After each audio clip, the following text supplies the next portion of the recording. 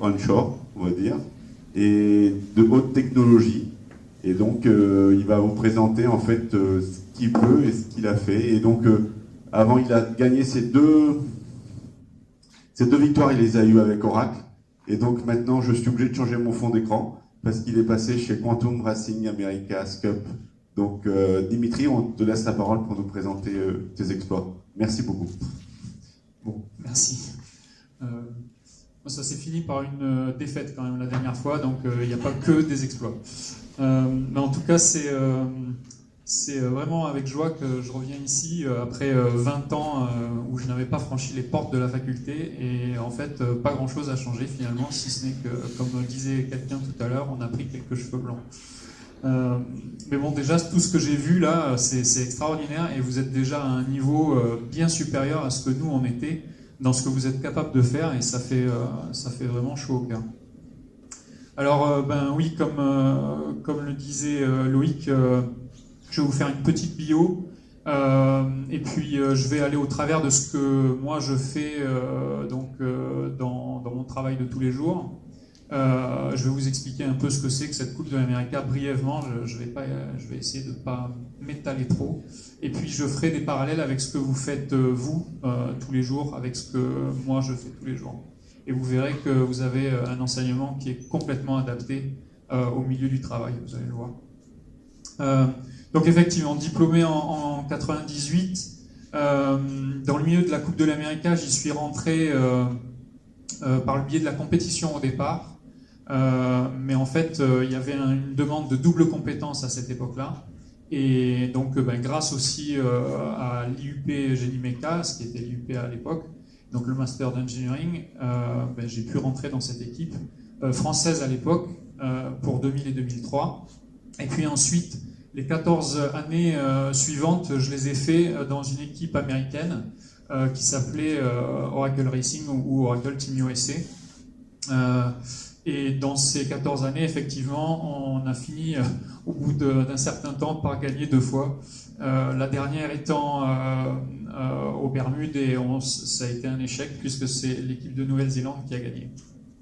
Et d'ailleurs, j'y reviendrai, mais elle a gagné grâce à la technologie encore une fois. Et la Coupe de l'Amérique, c'est vraiment ce principe d'amener cette technologie au plus haut dans ce sport qui est de la voile, mais en fait qui était réellement un sport mécanique. Vous le verrez un peu plus tard. Voilà, donc en contrat avec un nouveau team américain aujourd'hui, et donc la Coupe de l'Amérique se déroulera en Nouvelle-Zélande. Je vais expliquer un peu pourquoi. Parce que cette Coupe de l'Amérique, c'est quoi? En fait, déjà, c'est le plus vieux trophée sportif du monde, créé en 1851. Il a été conservé par justement ces Américains pendant plus de 132 ans. Pour différentes raisons techniques, pas que la technologie. À l'époque, les bateaux devaient traverser l'Atlantique et c'était un gros désavantage pour les équipes qui y venaient. C'est un défi entre yacht club avant tout, mais en fait, on l'associe à un défi de nation, parce que généralement, il n'y a qu'un yacht club d'un pays qui y participe. Et l'épreuve se déroule tous les 3 ou 4 ans dans le pays du tenant du titre. Ça, c'est un gros avantage du vainqueur, c'est qu'en fait, non seulement il organise la Coupe de l'Amérique soit chez lui, soit dans le lieu de son choix, mais en plus, le tenant du titre, qu'on appelle le Defender, définit les règles de cette course, donc définit le type de bateau avec lequel on va courir. Donc vous imaginez que être challenger, c'est-à-dire les personnes qu'il y a en face, c'est pas vraiment évident de la remporter, encore plus difficile quand vous êtes challenger. Voilà. Et elle oppose des bateaux en duel, c'est-à-dire que c'est vraiment un bateau l'un contre l'autre. Voilà, ils ne concourent pas tous en même temps. Les bateaux de la Coupe de l'Amérique, là vous voyez les extrêmes un peu.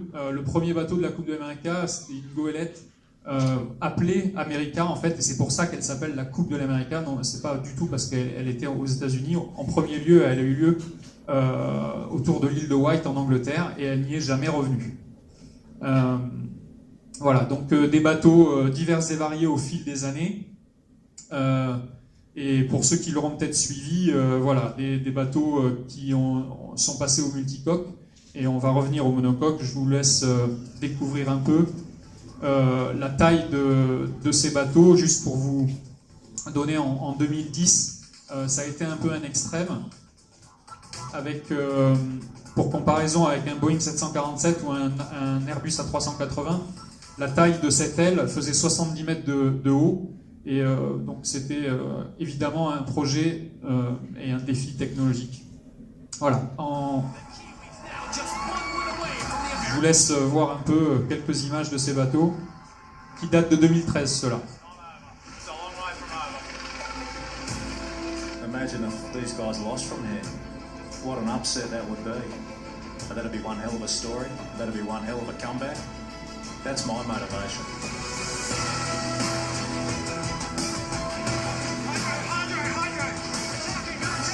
Almost flipped this thing over. That's incredible.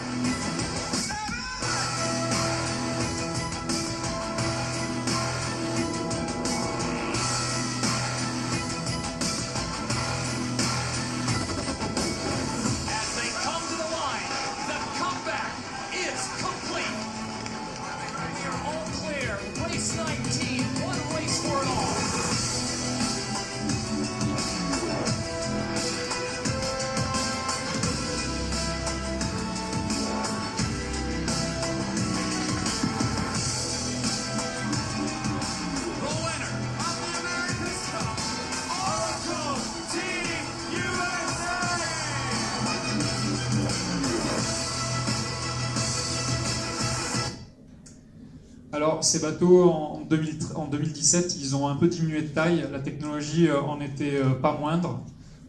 Des bateaux volants, encore une fois, et surtout des bateaux qui ont été capables de faire la totalité du parcours hors de l'eau. Donc, pour Hydro Contest, celui qui gagnait la Coupe de l'Amérique, en gros, c'était son défi, c'était de franchir la ligne et de ne pas toucher l'eau avant d'arriver finalement.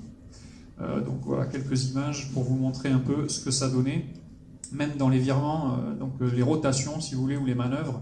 Le but était de rester hors de l'eau. J'entendais Damien tout à l'heure parler de vitesse minimale de décollage. Eh bien là en fait c'est un peu la même chose, puisque c'est une vitesse minimale pour ne pas retomber. Voilà. Quelques images pour vous montrer un peu ça. Et j'en profite, puisqu'il y a un peu de la vidéo. Damien parlait tout à l'heure de vitesse et d'optimiser pour l'Hydro Contest la vitesse. Eh bien, le défi, c'est un peu gagné là-dessus, puisque en fait, les bateaux, plus vous alliez vite, plus ils étaient instables. Plus ils étaient instables, en fait, ça vient du design des foils. Ceux qui ont suivi un peu les conférences que j'ai fait avant, j'en ai un peu parlé. Et en fait, cette instabilité, cette performance était palliée par un système de contrôle qui était capable justement de redonner de la stabilité au bateau et donc de gagner en vitesse. Voilà. Alors, bon, juste pour le fun et pour vous montrer que de temps en temps, ça se passe pas comme prévu.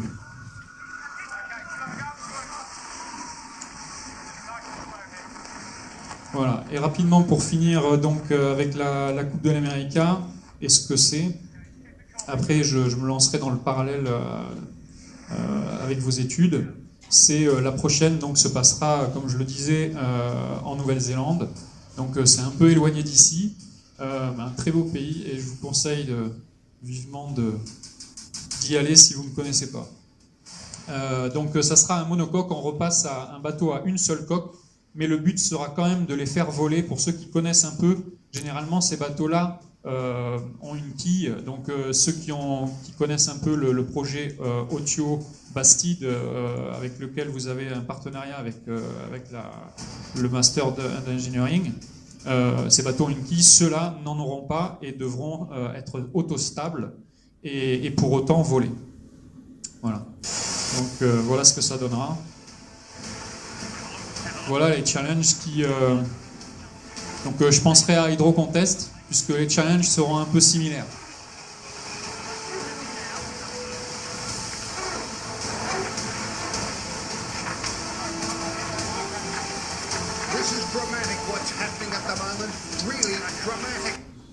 Alors, l'organisation d'une équipe, brièvement, c'est entre 100 et 150 personnes, donc la taille d'une PME-PMI finalement. Et puis, on y retrouve tous les corps de métier, que ça soit bien entendu de l'administratif, ça ne vous concerne pas trop, mais les équipes de construction et de production, donc nous on appelle ça les building teams ou boat builders, en général entre 30 et 60 personnes. L'équipe technique ou de maintenance, qu'on appelle le short team, eux sont entre 20 et 30. L'équipe sportive, donc les navigants, selon les types de bateaux, ça varie de 12 à 20 personnes. Ils sont 6 à bord, mais bien entendu, comme dans une équipe de foot ou autre, de rugby, on a des remplaçants. Et puis souvent, on a 2 bateaux dans ces campagnes, deux bateaux développés, donc plus de personnes. Et l'équipe de conception, donc, dont je fais partie, qu'on appelle les design teams, qui font entre 20 et 30 personnes selon la taille des équipes. Les budgets des ressources humaines représentent à peu près 50 à 60% des budgets, tout simplement parce que c'est un sport mécanique et que finalement, il n'y a pas que la conception, enfin pas que la fabrication ou le coût des pièces ou ce que vous fabriquez, mais aussi les personnes que vous employez vous coûtent relativement cher. Le fonctionnement est très proche d'une start-up. En fait, c'est une organisation très horizontale, un fonctionnement en mode agile. Et si j'en crois ce que vous avez vu tout à l'heure au niveau de votre formation, vous avez la possibilité de compléter ça par du management avec l'IAE. Et c'est vrai que c'est souvent ce qui manque un peu dans ce milieu-là, c'est du management et la capacité de fonctionner comme une start-up. Voilà, et un travail collaboratif très poussé, avec des outils évidemment en ligne ou les utilisations du cloud comme vous pouvez le voir maintenant et ce qui est en vogue même dans la CAO. J'en reviendrai tout à l'heure ou éventuellement je répondrai à vos questions là-dessus. Voilà. Donc une équipe, je vais me concentrer plutôt sur l'équipe de conception maintenant dont je fais partie. Généralement, elle a bien entendu à définir une coque, donc l'hydrostatique et l'hydrodynamique des coques. Les appendices, ce qu'on appelle les appendices, c'est tout ce qui est safran, quille ou foil, ce qui est plutôt dans l'eau, attaché à la coque. Et ensuite, à ça, vous devez bien entendu gérer les structures. Donc là, on est complètement dans ce que vous faites vous. Et donc ces structures, vous devez le faire pour les coques, les appendices, les gréements. Ce qu'on appelle gréement, ça peut être mât ou les ailes, comme vous avez pu les voir, parce que nous, on est plutôt sur des ailes rigides ou semi-rigides pour la Coupe de l'Amérique. On va revenir avec des voiles, mais les voiles elles-mêmes ont des structures très intéressantes. L'expérimentation en soufflerie et en bassin de carène, et ça j'y reviendrai un tout petit peu plus tard. Ensuite, vous avez la CFD, Computational Fluid Dynamics. Alors ça, c'est tous les écoulements, et vous en faites aussi un peu. Ce sont les écoulements fluides, que ça soit dans l'eau ou que ça soit dans l'air, et donc qui se complètent ou qui peuvent même remplacer les expérimentations en soufflerie et en bassin de carène. Une grosse partie chez nous, c'est l'analyse de prédiction de performance. Alors ça, c'est quelque chose que peut-être on touche un peu moins en ingénierie, et finalement, quelles que soient les entreprises, en tout cas dans des sports mécaniques, vous avez une grosse partie qui est dédiée à ça, bien entendu, puisque la performance est à la clé. Donc ça veut dire capteur, ça veut dire enregistrement, ça veut dire traitement de données. Et c'est souvent ce domaine-là, d'ailleurs, qui fait beaucoup de feedback à tous les autres départements. Et les systèmes, et donc là j'ai rajouté mécatronique entre guillemets, ça c'est plus particulièrement le domaine dans lequel je suis, puisque je dirige ce département dans cette nouvelle équipe, et c'est là-dessus que bien entendu j'ai été formé ici, en particulier. Après évidemment que les structures, nous en faisons aussi, et on est formé ici, vous verrez, j'en parlerai un peu. Alors, vous avez vu, j'ai fait un peu disparaître l'expérimentation de cette image.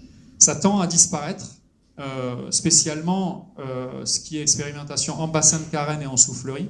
Pourquoi ? Parce que les modèles et la CFD prennent de plus en plus d'importance, et les modèles et les outils sont de plus en plus précis. Les moyens de calcul avec les machines aujourd'hui on n'est plus à ce qu'il y avait il y a 10 ans, en 2007, où on peinait à faire tourner des calculs complets avec des bateaux complets.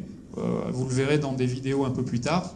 On arrive à vraiment se passer en fait de l'expérimentation pour cette partie-là, je le précise. Voilà. Et donc, bien entendu, tout ça à coordonner. Et donc, un petit point que je vais citer au passage, c'est que dans cette coordination, donc il y a du management. Et quel que soit votre diplôme, vous serez sûrement amené à faire du management, puisque dès que vous prenez des responsabilités, vous avez du management à faire. Donc c'est intéressant de compléter votre formation. D'ailleurs, on avait des cours de management ici avec l'IAE à l'époque. Je ne sais pas si c'est toujours le cas.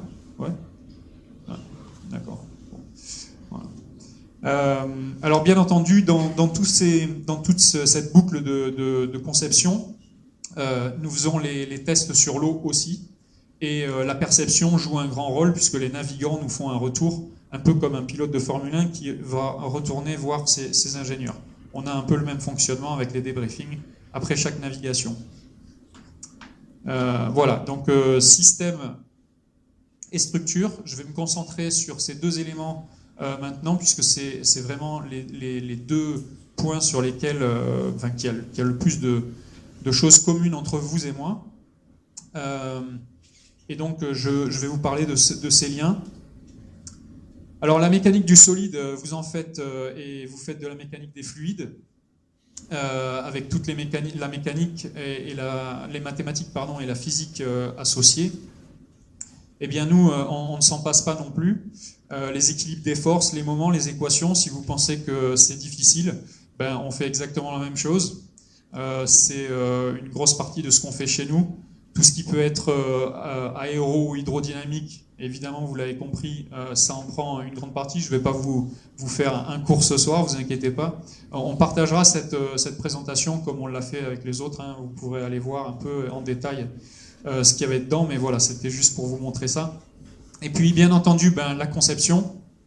Alors, la conception, vous avez la chance d'avoir un parc informatique et des outils très intéressants. Et c'est sûrement un des gros avantages de notre formation, c'est que quand vous sortez, vous maîtrisez un de ces outils, et donc sur le marché de l'emploi, vous êtes tout de suite intéressant parce que vous savez faire quelque chose. Donc les outils, nous, il y a toute une panoplie. Je sais que vous utilisez Creo et puis ANSYS pour de la structure. SolidWorks est très présent, Katia est très présent, Creo aussi. Enfin, de toute façon, à partir du moment où vous en maîtrisez un, je dirais que c'est finalement qu'une interface et que vous pouvez toujours vous adapter. Pour vous donner un exemple, j'ai changé 3 fois de CAO et en moins d'un mois, en général, vous vous adaptez.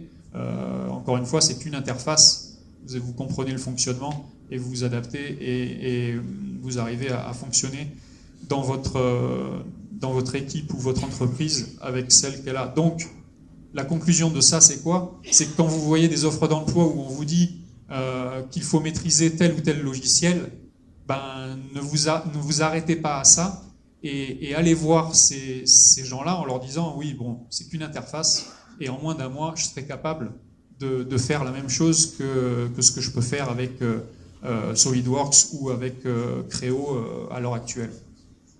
Autre possibilité, vous avez souvent des licences étudiantes disponibles pour vraiment pas cher, et donc installez ces logiciels et au lieu d'en apprendre qu'un, apprenez-en plusieurs. Donc CAO, bon voilà, quelques exemples de systèmes mécaniques qui mêlent d'ailleurs généralement mécanique et hydraulique, et vous le verrez, je parlerai un peu de tous ces croisements qu'il y a dans nos métiers.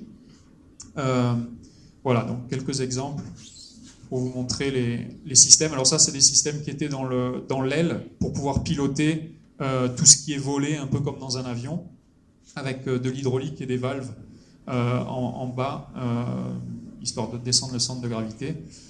Voilà, donc ça c'était pour la partie CAO. Dimensionnement, alors prédimensionnement, les études FEA, linéaires ou non linéaires d'ailleurs, vous avez bien entendu ANSYS chez vous, d'après ce que j'ai compris, hein, c'est ça? Donc un très bon outil, très répandu. Vous avez Nastran Fimap aussi, vous avez Abacus qui est intégré ou non d'ailleurs à CATIA, et même SolidWorks ou CATIA vous permettent de faire aujourd'hui de la FEA intégrée. Donc vous avez quand même les outils les plus communs pour pouvoir faire déjà une grosse partie des études structurelles. Voilà. Alors ensuite, je voudrais appuyer un peu sur le dimensionnement et la simulation FEA. Alors, bien entendu que généralement, vous allez faire des prédimensionnements avec vos fiches Excel ou par la main, et évidemment qu'il faut en passer par là. Mais vous comprenez bien qu'on est très limité, et puis surtout, vous ferez de toute façon des approximations et beaucoup et ça sera forcément linéaire. Donc, dans nos outils, faites attention à bien comprendre qu'est-ce qu'il y a derrière la FEA, parce que c'est elle que vous utiliserez. Mais par contre, c'est toujours la même chose, c'est que si vous rentrez des bêtises, il en sortira des bêtises. Donc, faire un modèle FEA, c'est pas uniquement regarder des belles couleurs, c'est aussi comprendre le phénomène physique et adapter ce phénomène physique pour en sortir les bons résultats. Donc nous, on utilise ça, bien entendu, pour optimiser des pièces. Et la FEA, c'est aussi le composite. Aujourd'hui, le composite, il est en train de se répandre un peu partout, que vous travaillez dans le high-tech ou non, vous aurez du composite. Composite, ça ne veut pas forcément dire que carbone, bien entendu, mais un mélange de matériaux. Et là aussi, je vous encourage dans les études à bien comprendre ce qu'il y a derrière un composite, parce que la FEA, composite linéaire ou non linéaire, c'est bien beau, mais quand on veut quand on récupère les résultats, il faut comprendre ce que vous offrent les interprétations de l'outil, et vous pouvez rencontrer des grosses bêtises si vous ne savez pas ce que vous devez aller chercher, comme par exemple pour les contraintes interlaminaires ou des choses comme ça. Donc ça, il faut que vous ayez bien compris la théorie derrière, parce que, encore une fois, ce n'est pas que regarder des couleurs. Alors, la simulation, dans la simulation hors structure, il y a aussi ce que je disais avec la CFD. Alors ça, bien entendu, qu'on l'utilise énormément. ANSYS vous permet de faire de la CFD. Il y a bien d'autres logiciels qui vous permettent de faire ça, notamment des logiciels open source. Donc, si vous voulez échanger là-dessus, je pourrais vous en donner quelques-uns. C'est assez important, si ça vous intéresse, de maîtriser ce genre d'outils, parce que c'est encore une fois pas que du high-tech, mais aussi dans l'entreprise, quand vous allez faire dans le pétrole ou même dans des sociétés d'énergie renouvelable, eh bien, de la CFD, ils en font énormément. Donc c'est un gros domaine qui est en train de se développer dans l'industrie aujourd'hui, et pas que dans le high-tech, comme je vous le disais, ou comme nous on l'utilise. Voilà. Voilà, donc quelques exemples avec vous voyez, au lieu de faire une étude en bassin de carène, et bien entendu des études de configuration pour voir tout ce qui est perturbation et rentrer les résultats de cette CFD dans nos logiciels de prédiction de vitesse pour déterminer la meilleure configuration. Voilà, donc là par exemple, vous pouvez voir avec le réglage un changement de réglage sur le foil avant, la modification de vagues arrière qui interfèrent avec le safran. Et voilà un petit exemple de ce que l'on fait. Principalement pour la CFD. Hein. Similar to an aircraft in takeoff configuration, the technical challenge which is at stake here is to come up with an airfoil design that optimizes lift for the lowest possible drag. J'espère que vous avez révisé un peu votre anglais parce qu'il y a quelques vidéos qui le seront. Let's say very accurate numerical simulations of the yard's aerodynamics. And for that, we take advantage of Airbus's high-performance computation capabilities as well as our sophisticated CFD simulation code. As part of our design workflow, we use what are called computational fluid mechanics tools, which is essentially simulation software that acts as a virtual wind tunnel or as a virtual towing tank. So rather than going to use experiments, we use computer simulation to do design assessment. We use this in order to get a better understanding of the aerodynamic resistance of all of the different components of the yard, including the hulls, crossbeams, the cockpit, and even the aerodynamic resistance of the individual crew members. And two types of computational fluid mechanics tools that we use are RANS-based methods and Lattice-Boltzmann-based methods. So both of those basically are simulation tools that solve different types of fluid equations of motion. The difference is that the Lattice-Boltzmann method allows you to look at small flow details in more resolution than the RANS method.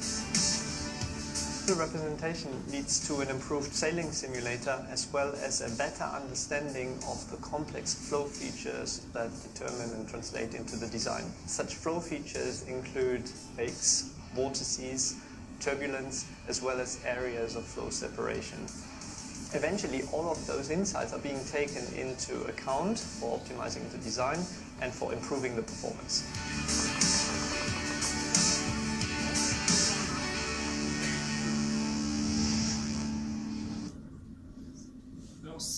Voilà. Simulation des systèmes. Alors là, on retombe un peu sur plus la conception de systèmes mécaniques ou systèmes hydrauliques. Et je voulais aborder un peu avec vous cette capacité. Aujourd'hui, je vous le disais, on a tendance à faire un peu moins d'expérimentation et pousser un peu plus la simulation. Et en fait, aujourd'hui, vous avez des outils extraordinaires qui vous permettent de lier votre CAO avec les outils de simulation. Alors, il y en a qui l'intègrent pour faire la cinématique, évidemment. Vous pouvez faire des boucles entre la cinématique, la structure, etc.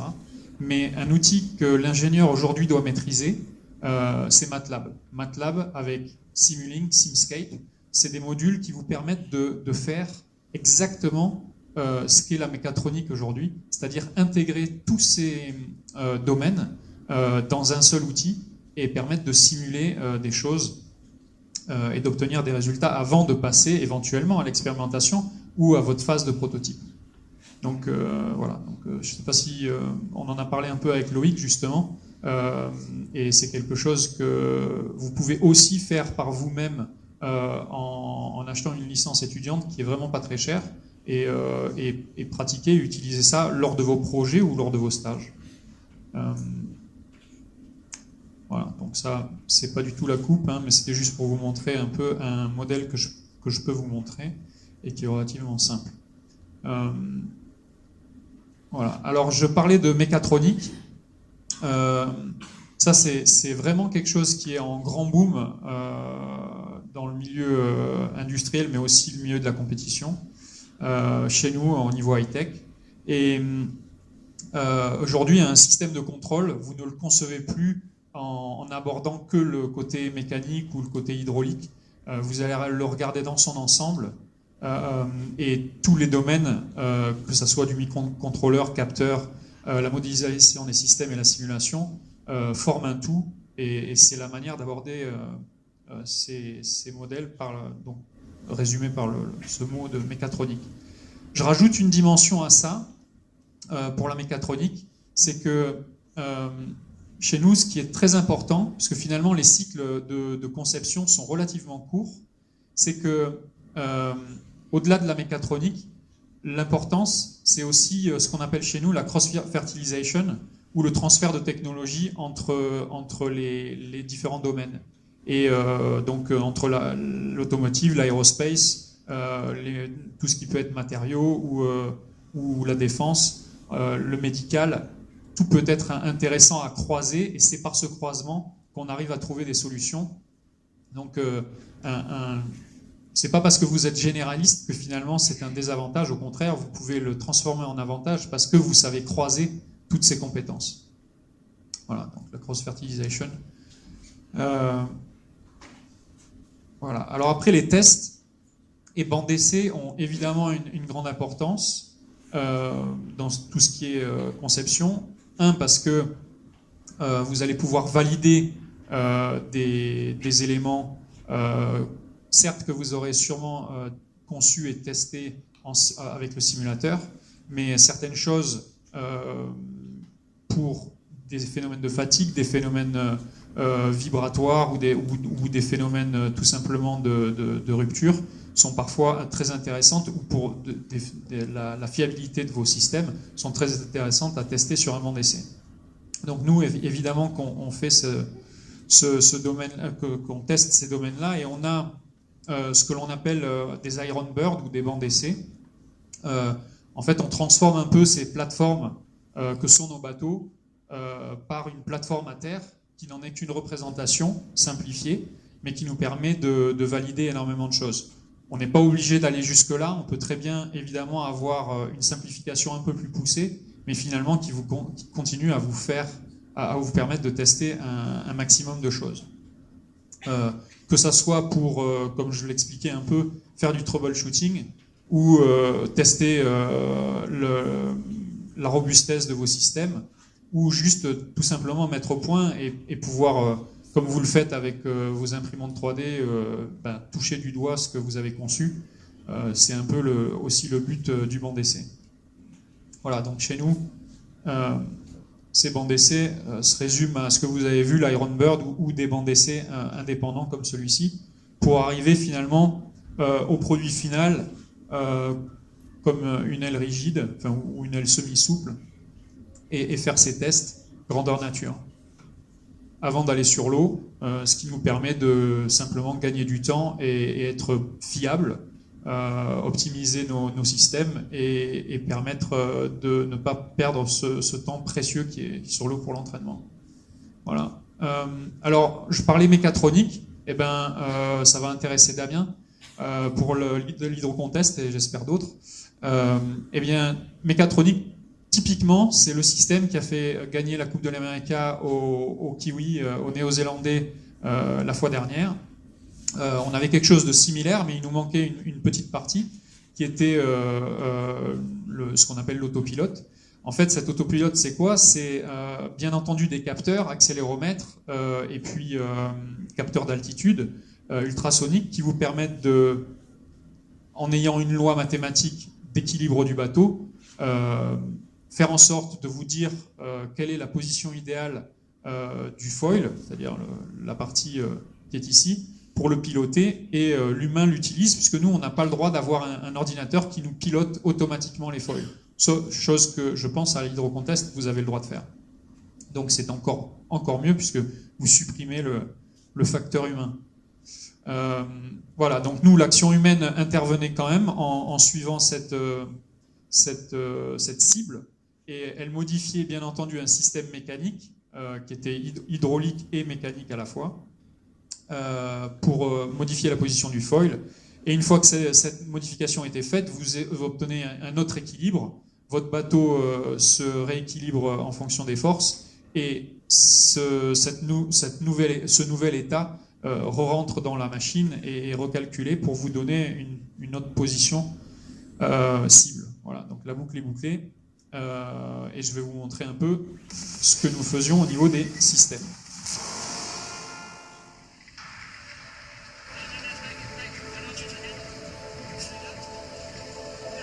On this boat, we use hydraulic to control everything we move. To control the wing twist. Obviously, we use hydraulic to control the foil and also the rudders. The way that we use hydraulics, the way that we control, especially the hydraulics, is at a very, very different level now to what we have in the past. Airbus in aviation is used to that entire control system, and so we've adopted a lot of those lessons, a lot of that technology, philosophy and mindset into the systems that we're now incorporating into the AC50. We support Local Team USA with our expertise in hydraulic and control systems. Vous connaissez l'accent français? Here is to have the fastest boat.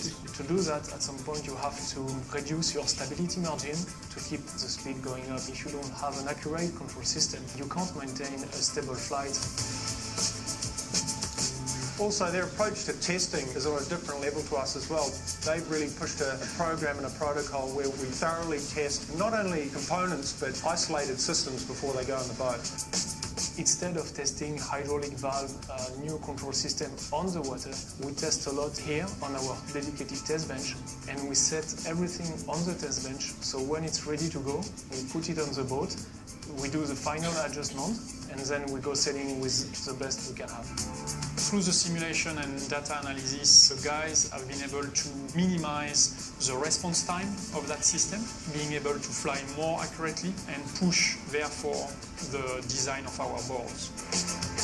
When you start talking about milliseconds to control a pitch and switch from something about 300 milliseconds to less than 100 milliseconds, where those gains are totally translated in performance for the crew. So definitely a gain in time and a gain in performance. So we've been really lucky to have the collaboration with Airbus. The fact that they can bring those tools and that expertise and use them in the application has been a real gain for us.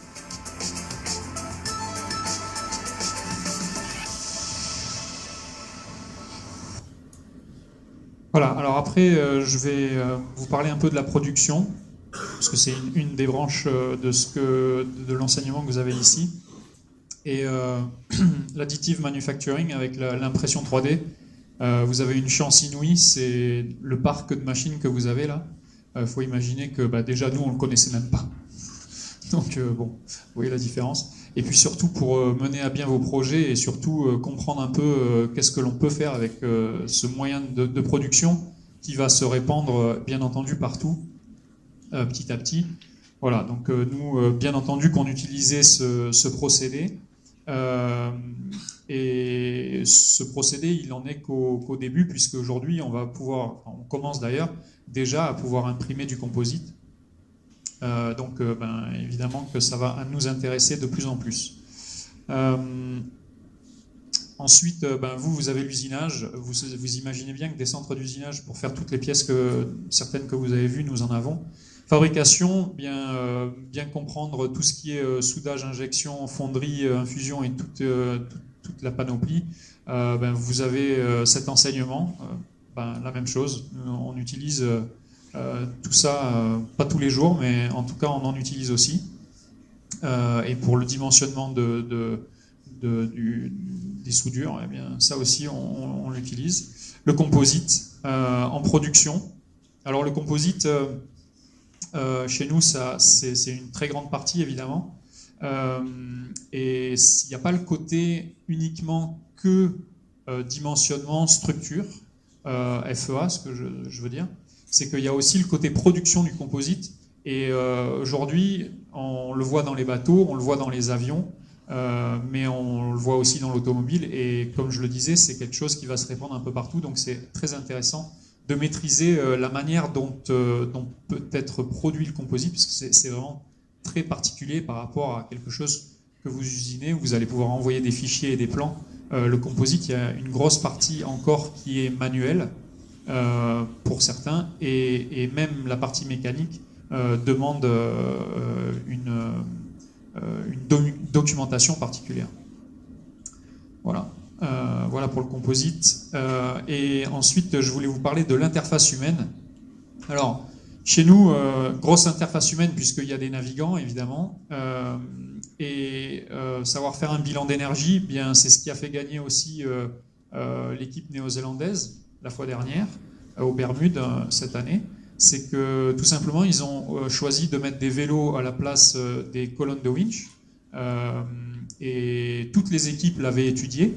Mais pour vous le dire, savoir faire un bilan, et si nos navigants avaient pu avoir l'enseignement que vous avez, eh bien, ils auraient sûrement compris que les 20% que leur proposait au niveau du design de gain en énergie, ils seraient allés le chercher et on aurait installé des vélos aussi. L'ergonomie, et puis la biomécanique, je veux en toucher un mot, même si nous, c'est pas vraiment de la biomécanique, mais l'histoire des vélos et l'étude énergétique qu'il y avait derrière, avec ces histoires de 20-25% d'énergie. Je saisis l'occasion de ce truc-là pour vous parler un peu de ça, parce que sur Montpellier, vous avez une chance je pense, c'est d'avoir ce côté médical qui est autour de vous, des labos, le LIRM, et puis votre formation, qui vous permet, si vous mêlez tout ça, de vous amener et puis l'impression 3D, à aller vers ce genre de choses. Et votre formation vous y prépare complètement, je pense. Mécatronique, avec toutes ces choses-là, bien les systèmes mécaniques et l'électronique qui va avec, on va voir, vous êtes sûrement la génération qui va voir se transformer des personnes en fauteuil roulant et les voir marcher et ne plus les voir réutiliser leur fauteuil roulant. Et je pense que c'est vous qui allez faire ça. Donc voilà, c'est une petite vue. Et si vous ne me croyez pas ou si vous pensez que c'est de la fiction, eh bien, je vous laisse imaginer ce que peut donner un exoskeleton associé à cette technologie qui est les headsets neuronaux. Et associer tout ça, et dans pas longtemps, vous serez en train de travailler sur ces machines pour offrir la possibilité aux gens en fauteuil roulant de remarcher. Voilà. Je vais finir avec, pour revenir sur le calcul de structure et ses interactions, parce que c'est une chose qui est en gros développement en ce moment. Vous faites des études topologiques, hein, ou du reverse engineering, et aujourd'hui il y a quelque chose qui est en grand mouvement, qui se développe, c'est l'interaction fluide-structure. Alors structure, on en a parlé. La topologie, c'est juste, enfin vous connaissez, je vais pas le détailler, mais en gros, c'est partir des efforts et définir un design. Eh bien, le FSI, ou l'interaction fluide-structure, c'est quelque chose que l'on voit de plus en plus. C'est le croisement de la CFD avec la FEA.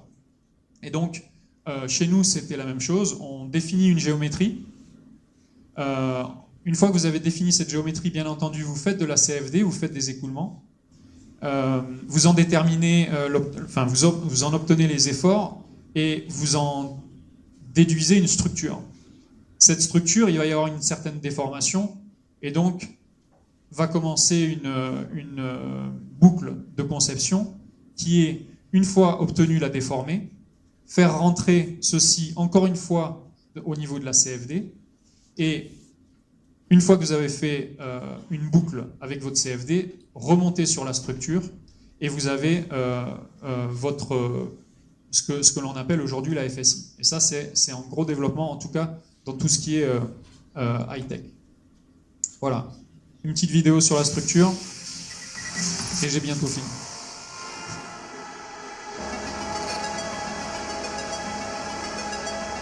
The AC50 has 4 appendages in the water, 2 on the back, the rudders, and the 2 in the front are the boards.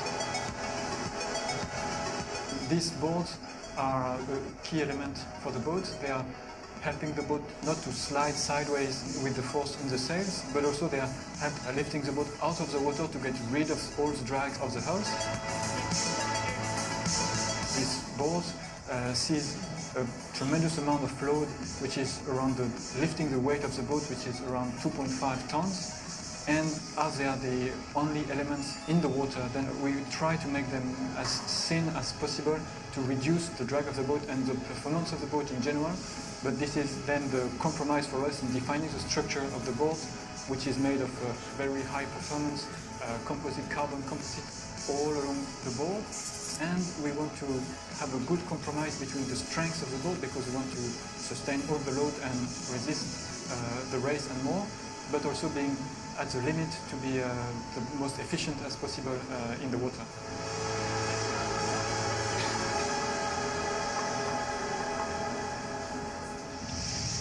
Voilà, je vais finir par un petit mot de ce que je pense qui a fait la différence pour moi, en vous encourageant peut-être à faire la même chose. C'est que, chose que peut-être on ne prend pas forcément conscience quand on fait nos études, c'est que la différence, c'est pas d'être à l'INSA ou d'être dans ces écoles que vous pouvez entendre. Oui, ils vont peut-être faire une différence si vous rentrez chez Airbus, ils ont des grilles de salaire, et puis effectivement, vous ne serez peut-être pas sur la grille la plus haute, Mais ce qui fait vraiment la différence, en tout cas pour nous, et Damien, qui est, je sais plus où, ça a fait la différence aussi. Alors c'est un autre Damien, pardon, mais voilà, qui était de la même promo que moi. Ouais, c'est ça. Mais bon, il a très bien réussi, donc je pense que je me fais pas de soucis pour toi, Damien. Donc qu'est-ce que je voulais dire? Voilà, j'ai perdu mon fil. Et le salaire. Oui, alors j'en étais aux grilles de salaire. Alors tout simplement que ce qui fait la différence, eh bien c'est l'attitude que vous avez d'aborder vos études en choisissant vos stages. Alors choisir, des fois vous allez me dire, mais nous on choisit pas, on prend ce qu'on a. Non, je pense que ce qui a fait la différence, c'est d'être passionné par quelque chose et de vouloir vraiment aller vers ce vers quoi vous êtes passionné. Et puis le salaire, il viendra après. Une autre chose aussi, c'est que ce qui fait la différence, c'est pas le nom de l'école, c'est les professeurs que vous avez. Et vous, en allant voir ces professeurs et en leur disant, voilà, moi je suis intéressé par ça, et je voudrais faire tel ou tel projet, ou je voudrais orienter mes études vers ça. Et ça fait vraiment une différence. Parce que sur votre CV, après, ça donne un ton, et ce ton, c'est ça qui définit votre personnalité, et c'est ce que va voir la personne qui vous recrute et vous donner cet emploi que vous attendez à la sortie de cette école. Voilà. C'est tout.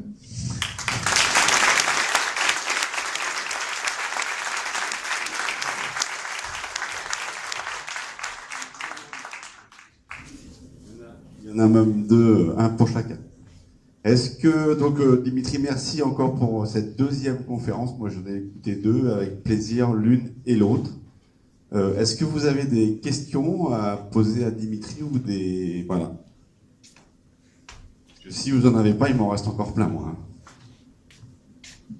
Moi, je voulais savoir, est-ce que l'aile, elle est en composite? Oui, c'est donc composite carbone et des fois Kevlar, mais oui, c'est des résines et un composite carbone, tout à fait, avec Nomex et des... je vais chercher mes mots en français des fois là parce que... Vas-y, je traduirai si je peux. Corps, lame, voilà. Les âmes sont soit du nid d'abeille aluminium ou du nid d'abeille papier, quoi, Kevlar, ouais. Honeycomb, ça se dit en anglais, nid d'abeille. Voilà, ouais, exact. Ouais. Comment est-ce que se passe le dialogue entre les ingénieurs et les personnes qui sont au bord pour régler les foils, etc., etc. Alors, le dialogue dans le sens les échanges avec eux, ou les échanges.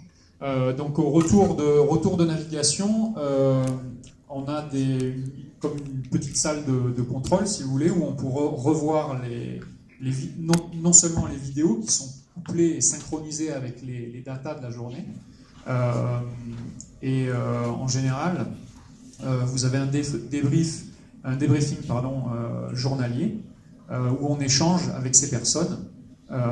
Donc eux nous font leur retour et nous avons les logiciels de prédiction de performance qui nous aident à les aiguiller sur des choix de réglage pour aller naviguer et avoir une meilleure performance. Est-ce que ça répond à ta question? Non. Alors... D'accord. Alors, selon les équipes, il y avait différents systèmes. Effectivement, il y a des systèmes qui n'utilisent que la sensation du barreur, c'est-à-dire que c'est vraiment lui... Alors, nous, corps humain, on a des très bons accéléromètres et avec la vue, enfin voilà, il y a toutes les sensations que vous pouvez avoir. Et c'est déjà pas mal. Et avec ça, on arrive à piloter le bateau.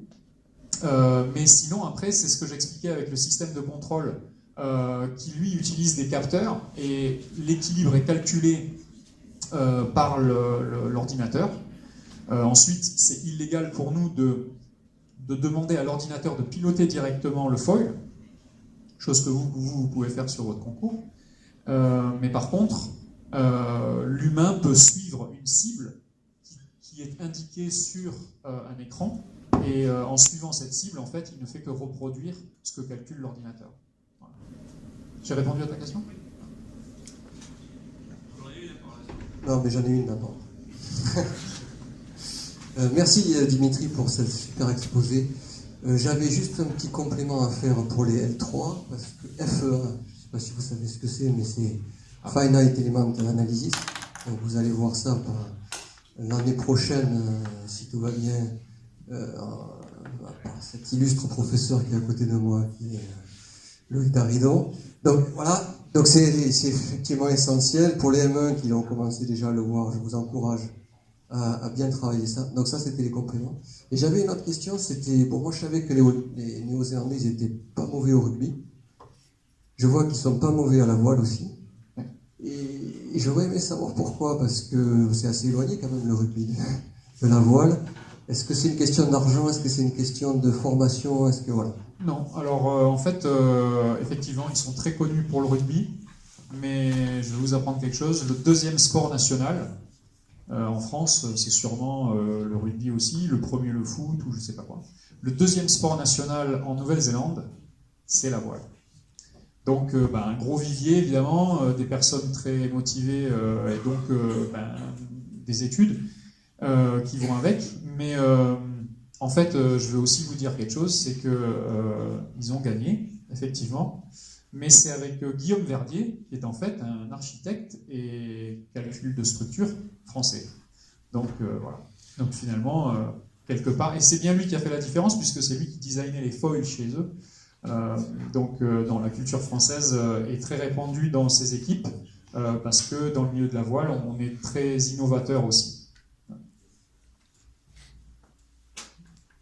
Moi ma question c'était sur les capteurs que vous utilisez pour arriver à stabiliser le bateau en vol, savoir quel type de capteur vous permet de savoir à quelle hauteur se trouve le bateau, les coques. Ultrasonique.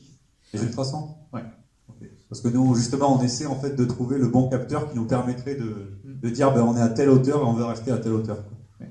On pourra échanger là-dessus par email. Ouais. Merci. Bon, moi, en marchant, je vais poser une question. Il y a une question qui me tire le pin quand même, parce que quand je navigue, moi j'aime bien que le bateau soit là. Et ces catamarans, ils ont quand même fâcheusement le nez en bas, surtout quand ils sont au portant. Au près, ça va à peu près, ils sont à peu près horizontaux, mais on se pose quand même la question, comment ils ont designé le bateau pour que le bateau il soit vraiment le nez en bas. Ils n'ont pas réussi à le faire horizontal. Je me doute que... Oui, tu te doutes que c'est volontaire. Oui, c'est entièrement volontaire. Alors bon, là, on va rentrer un peu dans la technique. J'espère que ça sera OK. Mais en gros, ces bateaux, donc, vous avez vu, ils ont un foil au milieu sur lequel vous essayez de superposer en fait le maximum de vos efforts. Dans les efforts, vous avez les efforts aéros, mais vous avez aussi le poids du bateau. Et donc, ce centre de gravité, vous allez essayer de le superposer. Le problème, c'est que ce centre de gravité, de par le règlement, il vous est imposé à une certaine position, qui est en arrière de ce foil. Donc, en fait, ce que vous faites quand vous déplacez ce bateau vers l'avant, la première chose que vous faites, c'est que le centre de gravité de l'aile, qui elle a aussi son propre poids, qui est à peu près à mi-hauteur, eh bien vous allez le déplacer vers l'avant et vous allez le superposer au foil. Donc déjà, ça c'est la première chose. La deuxième chose, c'est que dans votre cours de mécanique des fluides, vous verrez que, si vous ne l'avez pas déjà vu, qu'une fois, donc c'était un peu l'objet de cette conférence la dernière fois, une fois que ces bateaux volent, ce qui vraiment est un frein pour eux, c'est la traînée induite. Donc la traînée induite, c'est quoi? C'est vous créez une portance, et pour cette portance, eh bien en fait, vous avez une traînée aussi qui est associée à cette portance, avec nos deux vecteurs, qui crée la portance, une verticale, une horizontale, en l'occurrence pour les foils, et c'est cette traînée que vous essayez de minimiser. Alors, pour minimiser cette traînée, déjà, vous allez gérer des incidences sur les safrans, et vous allez aussi essayer de minimiser les surfaces qui sont dans l'eau. En fait, tout simplement, en baissant l'avant de votre bateau, vous allez lever l'arrière, et vous allez réduire la surface mouillée, qui est elle aussi une grosse partie de votre traînée. Donc voilà la réponse.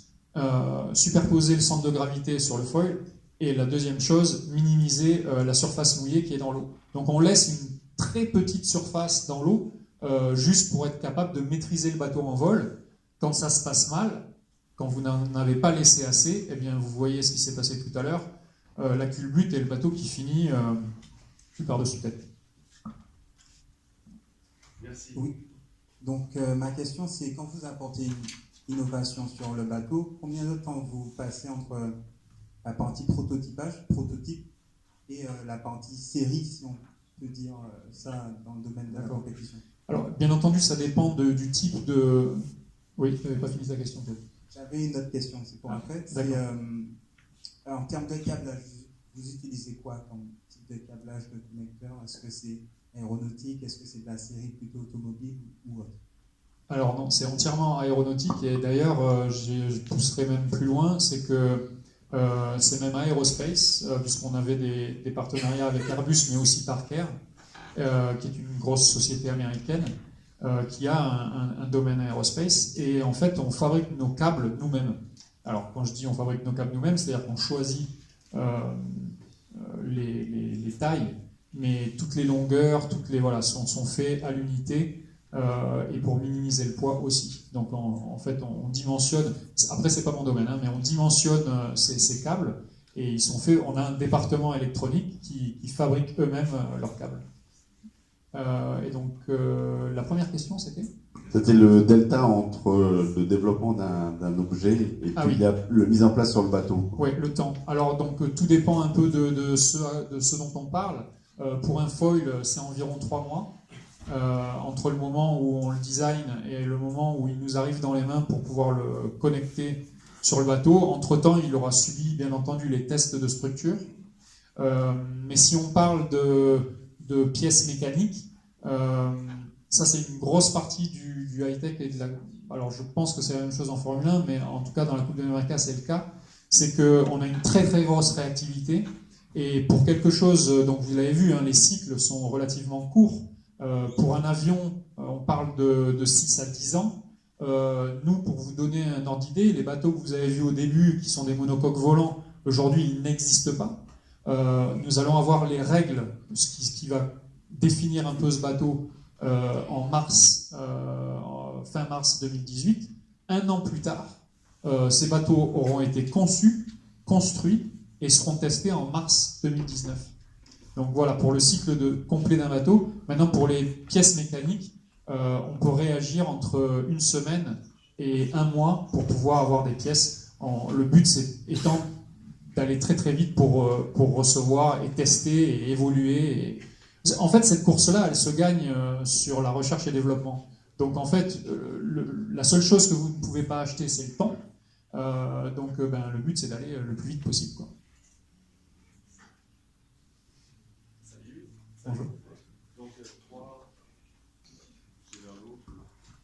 Donc, 3 petites questions. La première, tu n'es plus donc Team Oracle. C'est parce qu'elle a disparu? C'est parce que vous êtes en compétition? Non, tout à fait. Oracle Team USA n'existe plus.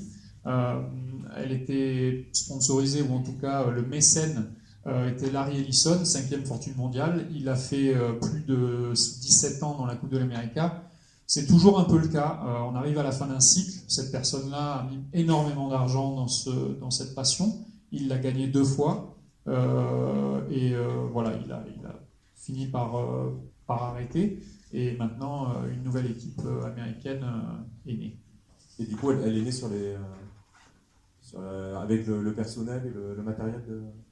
Alors non, on ne récupère quasiment rien de chez eux, si ce n'est effectivement certaines personnes ont été récupérées. On essaye d'éviter de conserver les personnes trop conservatives. Après, juste pour info, la vitesse maxi lors de la dernière... Pendant la Coupe de l'Amérique, pour ceux qui ont suivi, vu la météo qu'il y avait pendant la Coupe, on n'a pas dépassé les 40 et quelques nœuds. Mais en fait, c'est des bateaux qui sont capables de faire entre 47 et 48 nœuds. Pour vous donner un ordre d'idée, vous multipliez quasiment par 2 et vous avez la vitesse en km/h. C'est encore pas très élevé pour une voiture, mais pour un bateau, les records mondiaux sont à peine aux alentours de 50 nœuds. D'ailleurs, c'est un projet comme l'Hydroptère, qui est un bateau volant, et puis aussi Vestas, je crois, qui détiennent les records mondiaux de vitesse, mais qui sont vraiment très spécifiques dans une direction et dont le but est vraiment de ne faire que la vitesse. Nous, le but est aussi de faire un parcours, donc on doit avoir des performances à différentes allures, ce qu'on appelle différentes directions par rapport au vent, d'où un peu cette différence de vitesse de pointe. Et dernière question, tu as parlé d'agilité sur l'organisation. Oui. Vous suivez des méthodes qui sont générales ou vous avez adapté et mis des choses en place Non, généralement, c'est pas un milieu qui est novateur de ce point de vue-là. Et on est plutôt à apprendre de l'extérieur. C'est un milieu, finalement, de ce point de vue-là, qui est relativement conservateur et il faut faire évoluer les esprits. Donc on utilise des choses communes que toi, où tout le monde peut voir sur le... Et par exemple, vous suivez des méthodes particulières tout simplement, généralement, ce qui se passe dans ces équipes, c'est déjà la transparence, et puis les échanges via les réseaux, c'est des réseaux internes, j'appellerais ça des réseaux sociaux, mais donc je vais te citer un outil qui est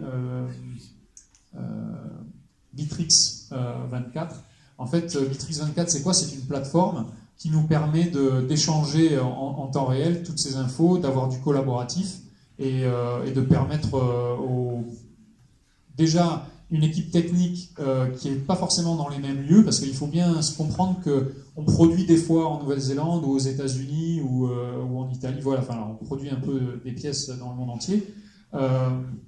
Et pour avoir la capacité de ne pas se tromper, mais que tout le monde soit sur la même page, eh bien on échange sur cette plateforme de telle manière à éviter en fait le flot d'emails, qui est un poison pour pouvoir travailler, parce que si vous commencez à checker vos mails le matin, à midi, vous n'avez pas encore commencé de travailler, quoi.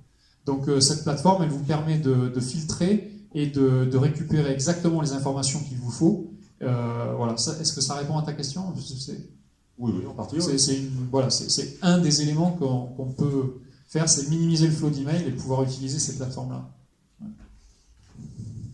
Encore des questions ou pas?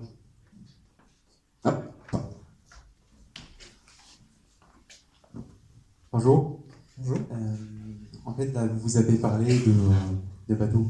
Et je pose la question, est-ce que, avec le même diplôme que vous avez obtenu, est-ce qu'on peut intégrer le secteur automobile? Ah oui, complètement. Alors, c'est bien ce que je disais tout à l'heure. Ce qui va définir ce vers quoi vous voulez vous tourner, c'est ce que vous allez faire un peu pendant les stages. Est-ce que vous allez faire... à quelle porte vous allez taper, quel petit projet ou stage vous allez faire, mais aussi la motivation que vous avez. Et je vais vous donner des exemples.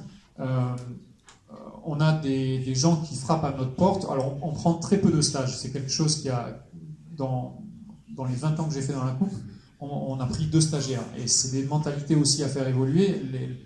Maintenant, je pense que ça va venir de plus en plus. Mais il y a des gens qui tapent à notre porte et on leur dit non, eh bien, ils rentrent par la porte de derrière. Et ils vont réessayer 1 fois, 2 fois, 3 fois, 4 fois, et pas baisser les bras. Et si tu veux aller vers l'automobile, eh bien, je dirais que la Formule 1, elle est concentrée en Angleterre, mais il y a aussi des très bons éléments avec Mecatech en France. Eh bien, il faut sans arrêt taper à leur porte, il faut aller vers des domaines parallèles qui t'amèneront vers l'automobile, et petit à petit, tu arriveras à faire ce que tu veux.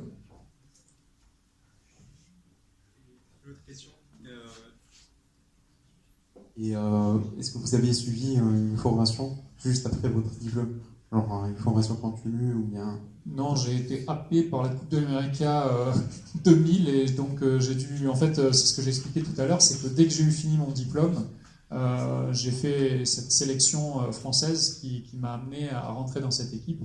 Et donc, non, j'en ai pas eu le temps. Je pense que si aujourd'hui j'avais ce choix à faire, parce que c'est une très bonne question, j'aurais sûrement fait un complément de formation dans le management. Parce que, comme je le disais, à tout niveau, après quelques années, vous êtes amené dans beaucoup de postes à faire du management. Bon alors, moi je vais essayer de rentrer par la porte de derrière, hein, je continue, j'ai pas de... Si jamais il y a besoin de couper les citrons, faire le café, FEA je connais à peu près, composite, même si je suis pas très bon en cours, je fais semblant, je connais 2-3 mots en anglais, franchement je peux faire de tout, partout, même en Nouvelle-Zélande, je peux aller. Bon, vous avez d'autres questions ou... Ah.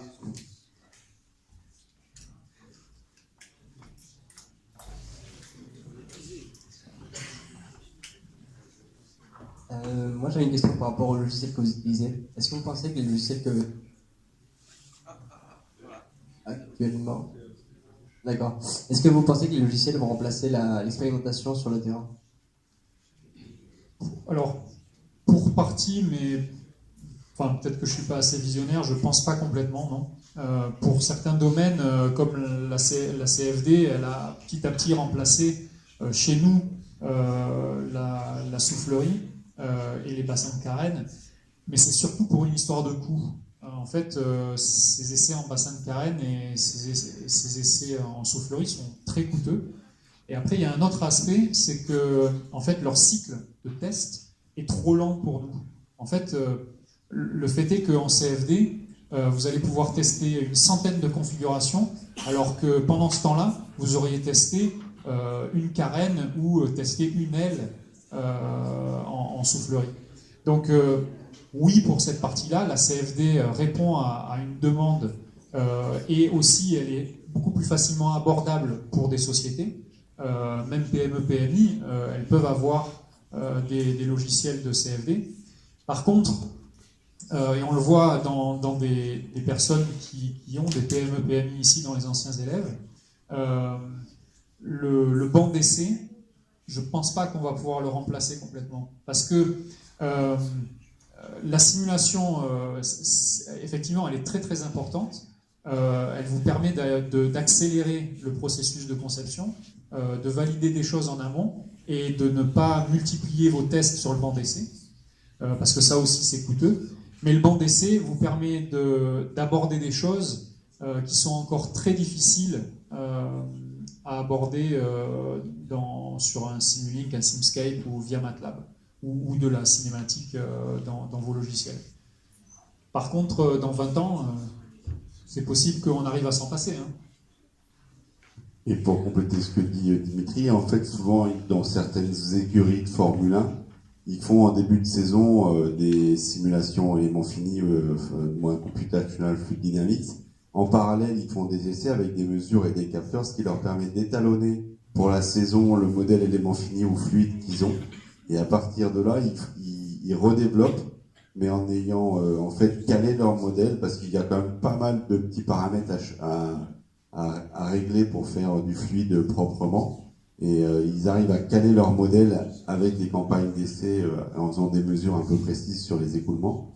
Et après, ils sont confiants, et donc ils vont pendant un certain temps faire confiance à ça, et puis après, ils vont refaire une campagne de mesures pour réétalonner leur computationnel, et etc., etc. Et donc, on peut pas s'affranchir complètement des expériences. Il faut surtout arriver à faire dialoguer expérience et simulation, et de façon intelligente et cohérente.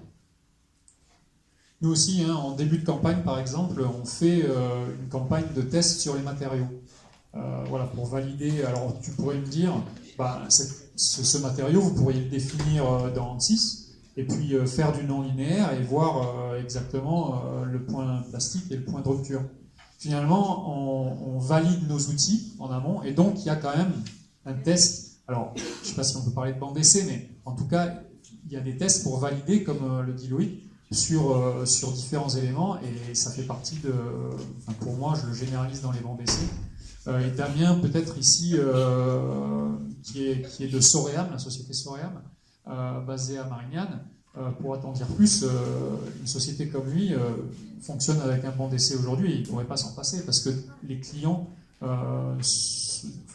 déjà demandent eux-mêmes des outillages ou des bancs d'essai, mais même lui, pour valider des choses, l'utilise tous les jours. On appelle ça le recalage. Voilà. Bon, Moi, j'ai pas les termes, et puis le modèle. Exactement. Ok. C'est bon, vous avez d'autres, une petite dernière question ou vous discuterez avec Dimitri autour d'un verre? Ah. Pendant que la question arrive, je vais juste vous parler aussi d'une petite chose. Alors, bien entendu que les enseignements que vous avez ici sont les plus importants parce que ça va vous donner les bases de tout ce que vous avez utilisé dans vos années futures. Moi, ce qui a fait une différence pour moi au long de ces années, c'est de continuer d'apprendre. Et en fait, continuer d'apprendre aujourd'hui, c'est incroyable parce qu'on nous met à disposition des outils via les MOOC. Je ne sais pas si vous avez entendu parler de ça, sûrement, j'imagine. Mais en tout cas, ces plateformes, via les MOOC, vous permettent d'apprendre dans différents domaines que sont le vôtre au départ. Et si vous avez la volonté d'apprendre et de continuer, vous pourrez apprendre finalement toute votre vie. Et ça fait une grosse différence. Parce que vous pouvez complémenter votre formation. Ouais, Dimitri, une question. J'ai vu à un moment en fabrication additive une pièce métallique. Oui. On voyait des plots, ça avait l'air d'être des éprouvettes de traction. Je pense qu'ils ont fabriqué en même temps que la Oui, pièce. exactement. C'était uniquement pour faire des tests en parallèle pour qualifier ce matériau qu'en fait Airbus nous mettait à disposition, qui était un aluminium, mais développé par eux, qui s'appelle le Scalmalloy, qui est un matériau très proche du 7000, d'une série 7000 aluminium.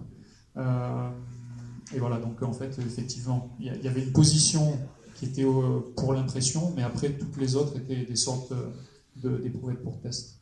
Ouais, et puis après, il y a beaucoup, vous connaissez l'additive manufacturing ou impression 3D, c'est aussi le fait qu'il y a tous les supports pour la pièce qui fait qu'on ait toutes ces choses-là.